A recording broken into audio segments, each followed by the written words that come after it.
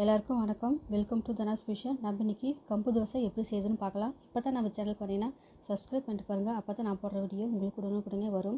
இப்போ வாங்க எப்படி செய்யுதுன்னு பார்க்கலாம். இப்போ ஒரு பவுல் எடுத்துக்கோங்க. இப்போ எதில் அளக்கிறோமோ அதிலேயே எல்லாத்தையும் சாமானியம் அளந்துக்கலாம். இந்த டம்ளரில் நான் வந்து ஒரு டம்ளர் அளந்து போட்டிருக்கேன். இப்போ மறுபடியும் அரை டம்ளர் அளவுக்கு கம்பு எடுத்திருக்கேன். இப்போ இது கூட இட்லி அரிசி வந்து எடுத்திருக்கேன். நான் அரை டம்ளர் அளவுக்கு போட்டுக்கலாம். இப்போது 2 டம்ளர் அளவுக்கு நம்ம எடுத்துருக்கோம் கம்பு, அரை டம்ளர் அரிசி. இந்த மாதிரி அளந்து ஒரு பவுலில் போட்டுக்கோங்க. அடுத்ததாக இன்னொரு பவுல் எடுத்துக்கோங்க. இப்போ எந்த பவுலில் நம்ம கம்பு அளந்தோமோ அதே டம்ளர்லேயே அரை டம்ளர் அளவுக்கு உளுந்து எடுத்துக்கோங்க. அதையும் இப்போ ஒரு பவுலில் போட்டு எல்லாம் தண்ணி ஊற்றிட்டு நல்லா 2-3 டைம் நல்லா கழுவி எடுத்துக்கோங்க. நல்லா கழுவிட்டு இந்த மாதிரி நல்லா மண் தூசியெல்லாம் இருக்கும், அதனால் நல்லா கழுவிட்டு நல்லா இப்படி மாதிரி பிணைஞ்சி நல்லா கழுவிக்கோங்க. 2-3 டைம் நல்லா கழுவிக்கோங்க. கழுவிட்டு அதுக்கப்புறம் நல்லா தண்ணியை ஊற்றிக்கோங்க.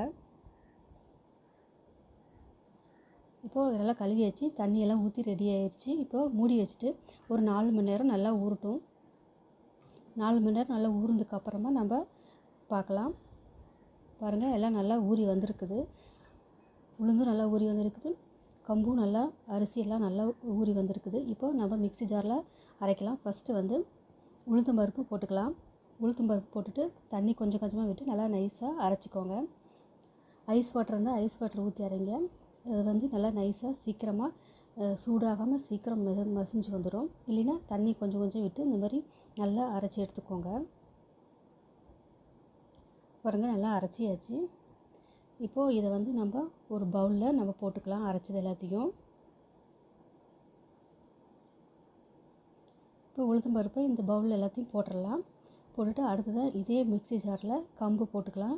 இப்போ நான் ஊற வச்சுருக்கிற கம்புக்கு வந்து 2 பேட்சாக வரும். அதனால் நான் ஃபஸ்ட்டு வந்து ஒரு பேட்ச் போட்டு அரைச்சிக்கிறேன். நான் இப்போ போட்டாச்சு. நான் வந்து ஐஸ் வாட்டர் வச்சுருக்கேன், அதை ஊற்றி நல்லா நைஸாக அரைச்சி எடுத்துக்கலாம்.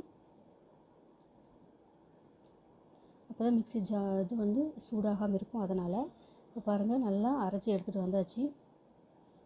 இப்போ அதே பவுல்லையே நம்ம ஊற்றிடலாம் இந்த கம்பு மாவை.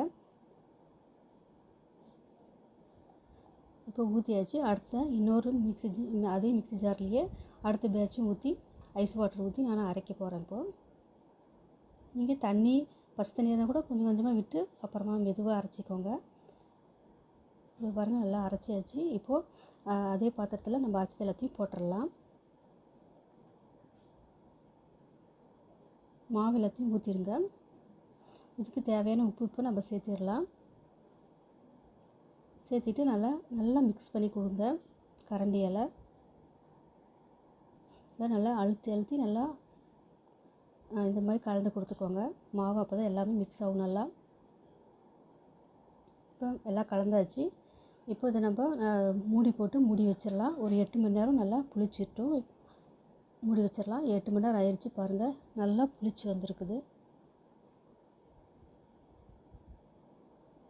மாவு வந்து சீக்கிரமாக புளிச்சிக்கும் கம்பு வந்து. இது வந்து ஃப்ரிட்ஜில் 2-3 நாள் மட்டும் ஸ்டோர் பண்ணுங்கள். ரொம்ப நாள் ஸ்டோர் பண்ணாதீங்க. இட்லி அரிசி மாவு மாதிரி சீக்கிரமாக புளிச்சு வந்துடும். பாருங்கள், நல்லா கலந்தாச்சு. இப்போ வந்து நம்ம தோசை ஊற்ற ஆரம்பிச்சிடலாம். இப்போ தோசை தவா வச்சாச்சு அடுப்பில். சூடானதுக்கப்புறம் இப்போ ஒரு கரண்டி மாவு எடுத்து இந்த மாதிரி ஈவனாக எல்லா பக்கமும் ஸ்ப்ரெட் பண்ணி விடுங்க மாவை. எந்த அளவுக்கு மெலிசாக ஊற்ற முடியுமோ ஊற்றிக்கோங்க. ஊற்றிட்டு இப்போ எண்ணெய் வந்து மேலே நல்லெண்ணெய் விட்டுக்கோங்க. விட்டுட்டு இது வந்து மூடி வச்சிடலாம். ஒரு 2 நிமிஷம் அதுக்கப்புறம் பார்க்கலாம். நல்லா வந்துருச்சு. இப்போ நம்ம இந்த தோசையை எடுத்துடலாம். நல்லா முருகலாக நல்லா மெலிசாக நல்லா வந்திருக்குது தோசை. இது குழந்தைங்களும் நல்லா விரும்பி சாப்பிடுவாங்க. ஒரு பிளேட்டில் எடுத்து சர்வ் பண்ணிடலாம். அவ்வளோதான். இதே மாதிரி அடுத்த தோசை இன்னொரு தோசை ஊற்றி காட்டுறேன் பாருங்கள். இந்த மாதிரி ஈவனாக ஸ்ப்ரெட் பண்ணி விட்டுருங்க நல்லா மெலிசாக. நெய் இல்லைன்னா எண்ணெய் விட்டுக்கோங்க. விட்டுட்டு மூடி வச்சிடலாம். நல்லா வெந்து வந்துருச்சு. எண்ணெய் விட்டுக்கிட்டேன் நான். இப்போ எடுத்துகிட்டு பிளேட்டில் சர்வ் பண்ணிடலாம். இது கூட நான் வந்து இன்றைக்கி தேங்காய் சட்னி வச்சுருக்கேன். கார சட்னி, சாம்பார் எது கூட வேணாலும் சாப்பிட ரொம்ப நல்லாயிருக்கும். ரொம்ப ஹெல்த்தியானதும் ரொம்ப உடம்புக்கு ரொம்ப நல்லது. இதே மாதிரி நீங்களும் செஞ்சு பாருங்கள். நாளைக்கு இன்னொரு வீடியோவில் பார்க்கலாம். தேங்க்யூ ஃபார் வாட்சிங்.